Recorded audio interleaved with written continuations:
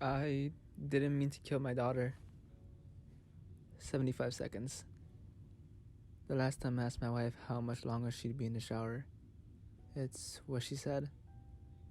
It wasn't just over a minute or a little bit, but it was exactly 75 seconds. Because my wife was a very precise person, punctually on time. She wouldn't be there in 10, she'd be there in 8.5 minutes. She was a woman who could count the time she's been late on one hand and still lose sleep over it. I realized I'm giving the wrong impression. My wife, Kathleen, is by no means crazy. She simply has a better sense of time than most and likes to show off.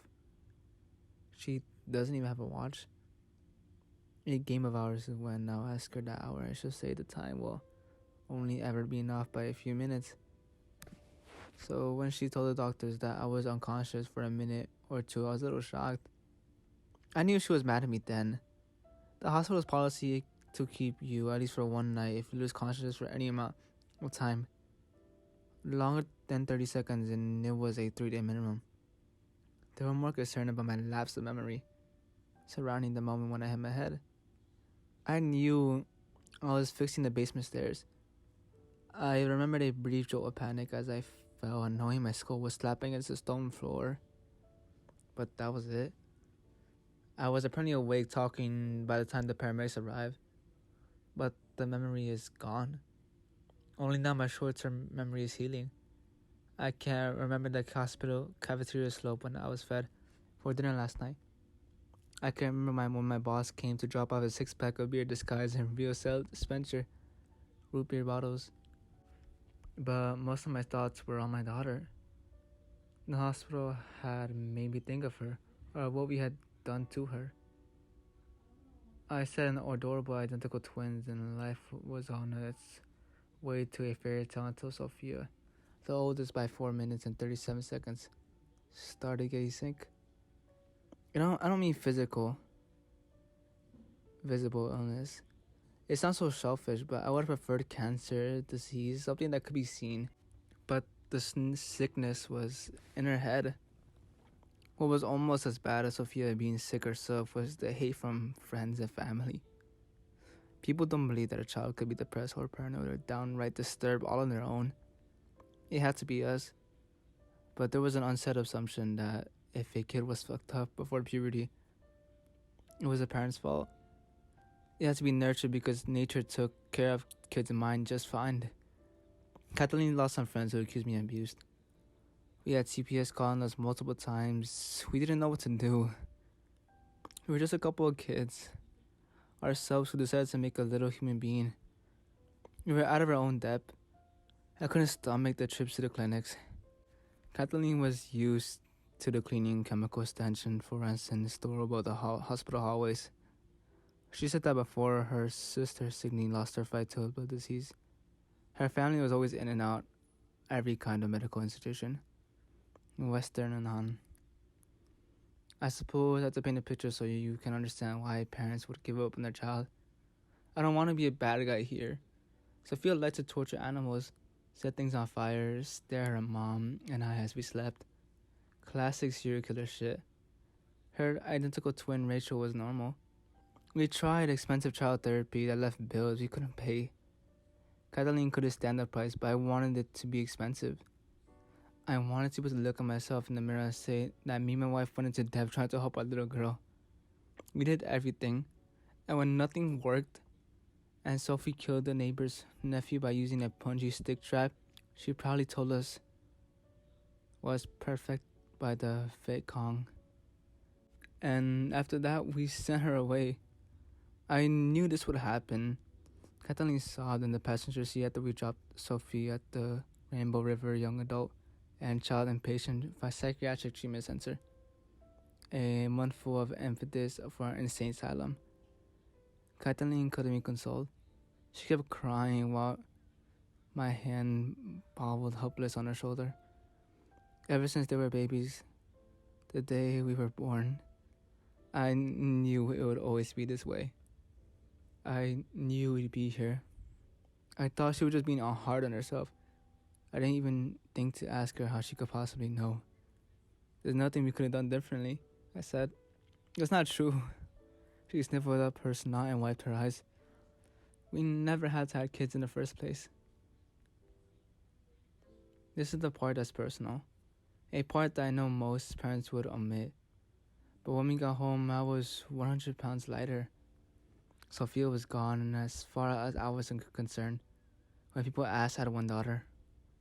We were a 3-person family now, and even our own Christmas card was just so. We were one of those families with a dark secret, one that new friends would never learn no matter how close they got to us. Too embarrassing to ever tell, too easy to just forget, a daughter locked away. After a while, I really did begin to forget about her. Since Rachel and Sophie were identical, it was hard to picture. I had just one kid. There was no face I had to forget.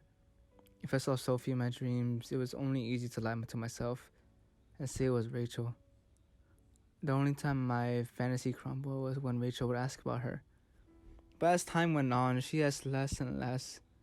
Life was a fairy tale again, although with a little more of a dark Disney Quest test. That was 2 years ago before I fell down the stairs. And to be honest, I hadn't got to see Sophie since. 3 days later, I got home from the hospital and my life was as the same as it was, just with a little less lonely. I was popped up in the bed with the curtains drawn and the lights dimmed. Catalina and Rachel had both been rather quiet since I woke up in that hospital bed. My girls were nosy. They would have loud laughs, perhaps obnoxious voices if you didn't love them. But the doctor recommended no loud noise, so I was stuck in this stubborn world for another week. The first day Kathleen came in, she set my food tray on the beside table. I know it's against protocol, Arnie, but can you just please give me a hearty laugh?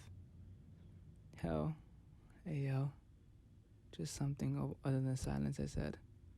She tilted her head but didn't smile. You know I can't do that, she nearly whispered. You had a brain bleed. I paused and gently grabbed her wrist. She wasn't wearing her wedding ring. Where's your ring?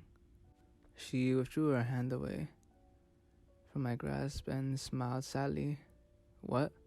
I nearly yelled as she walked toward the door. Kathleen, what happened when I fell? What did I do? Suddenly I was stricken with guilt.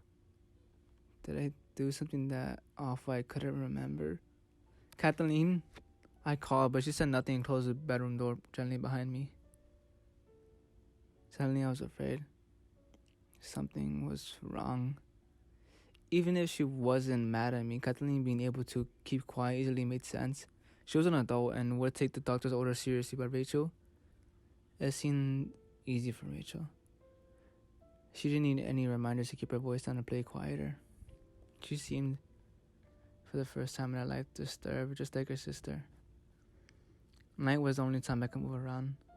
Light in nearly any amount still made my brain dope. When it was well past dark, Kathleen still hadn't come up yet, and I was figuring she was watching TV in the basement so she wouldn't bug me. Or maybe she was avoiding me. I couldn't tell. I went to the kitchen to make myself some food. Kathleen also hadn't been putting her usual amount of love into my meals. They were hastily tossed together. I jumped when I reached the stairs. Rachel was standing on the landing, staring at me. Hey, honey. I swallowed my spit nervously. I was afraid of a little girl. My little girl.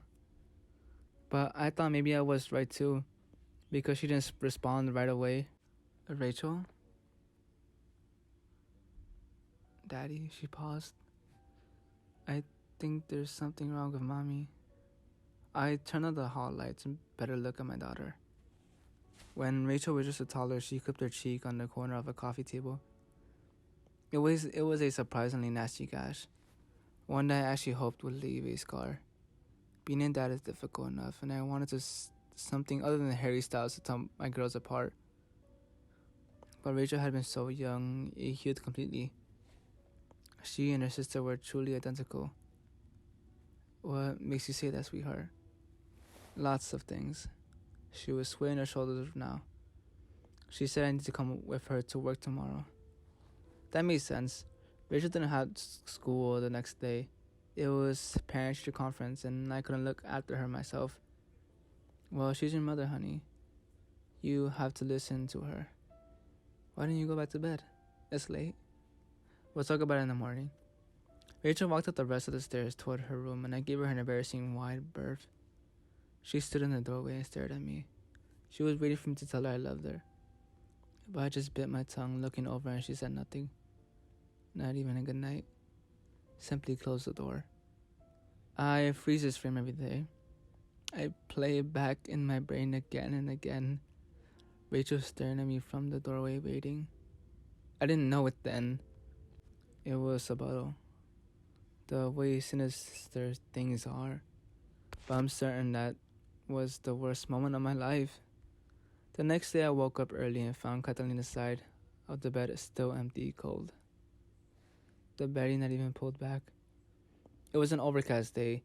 Even if it were sunshine and clear skies, I knew I had to get out of bed. I knew something was wrong. Catalina was not the type of person to sleep on the couch. I doubt Sophie's treatment center was greeted with the cadence of obsession who listens to the panicked parents day in and out. Hello, this may seem like a weird question, but I'm Sophie Davis' father. I'm wondering if she's there now, or if she has been suddenly acting different. She confirmed my identity with my number and clicked her tongue against her teeth. Just a second, sir. Hold music. Elevator music. Saxophones were the soundtrack of my life falling apart. It wasn't going to be John Williams, but that's just not how life works. As reality cruelly unfolds, it likes to play little jokes like that to laugh along to your pain. Your life is falling apart. Listen to the sax riff. Sir, your daughter's fine. Her behavior the last few weeks has been reported as normal. Are you sure it's her you see? She has a sister. Yes, we're certain it's Sophie. Thank you, I said quickly and hung up. I was stumbling to the backyard to see if I could see Catalina's car was gone. But something caught up my eye in the grass. It was my wife's phone. Stone cold and wet with dew. It was dead. I walked inside quickly to charge it. There would be something on there telling me what was going on. Text to her best friend, Google searches, but it was nothing like that. When it turned on, she had dozens of missed phone calls and texts and 100 notifications. Her phone had been off for days. 4 days exactly. I was able to figure out from the age of the oldest notification. The texts were concerning. An angry boss. Her friends thinking that she was mad at them. But the voicemails. There were several. All from a psychiatric center. A Dr. Renner had left a voicemail after voicemail. I yanked the phone from the charger and paced to where I could have this pace in the backyard where I had the opportunity to listen to them. I knew then why my wife was so parodic about Sophia's fate. Why she was so sure since our girls were born that Sophie would end up in a sex center. I dropped the phone back to the grass. The side door to the garage was slightly ajar. But I already had a feeling of what was inside. I pushed the door open, laying in a circle of dried blood was my wife. Wedding ring shining on her finger. From the files, the stench. I knew she'd been dead for days. My wife was here, dead. That means I sent Rachel with her. I told her to listen to her mom.